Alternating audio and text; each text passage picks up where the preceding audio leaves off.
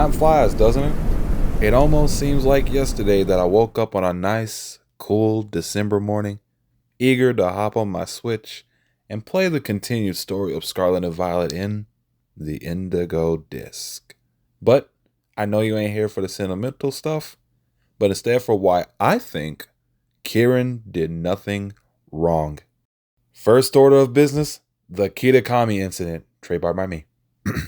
When we, the protagonists, first interact with Kieran and his sister Carmine, we get a sense of how their dynamic works.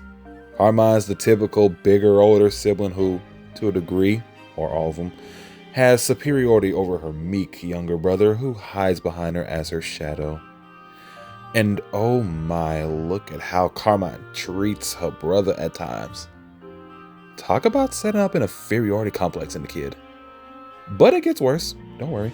Besides us gatekeeping our encounter with Ogerpon at the festival.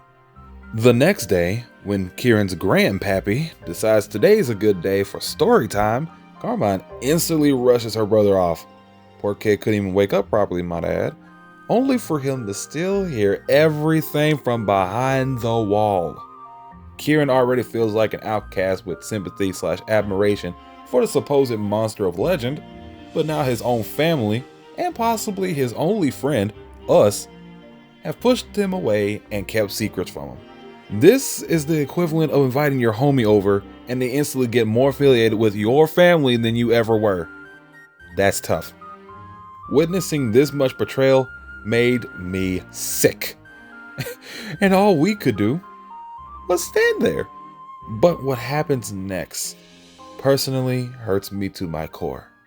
So after the grandpa finished his story, the protagonist rushed into town to meet up with Kieran at the local shop. Upon interacting with him, he asked us about our conversation with Carmine, and our only dialogue options were to just lie to his face.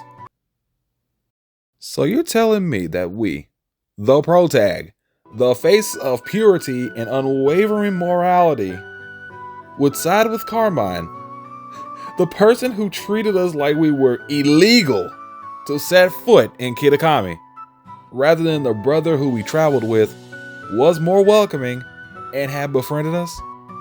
Need I say more? And with all that I've mentioned, I think it's safe to say that Kieran's actions and his inevitable crash out was justifiable, to an extent. Him idolizing Ogerpon and her strength, him wanting to become stronger and gain independence, can be tied right back to us and his family. We can save multiple regions like we're speedrunning every isekai ever, but can't prevent one kid from going on his Anakin arc. Disappointing. I bet if Kieran's circumstances were different, he wouldn't have turned out the way he did. But I digress. There's still so much I could discuss, but for the sake of time, I'll leave it be.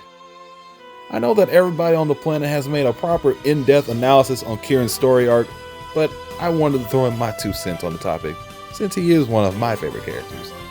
And me personally, my OC and Kieran would be in-game brothers from other mothers. And on Arceus, I protect them with my life. You saw the thumbnail, so consider the brothership canon to his lore. And as always, thank you for watching. Happy holidays, and I'll see you all next year.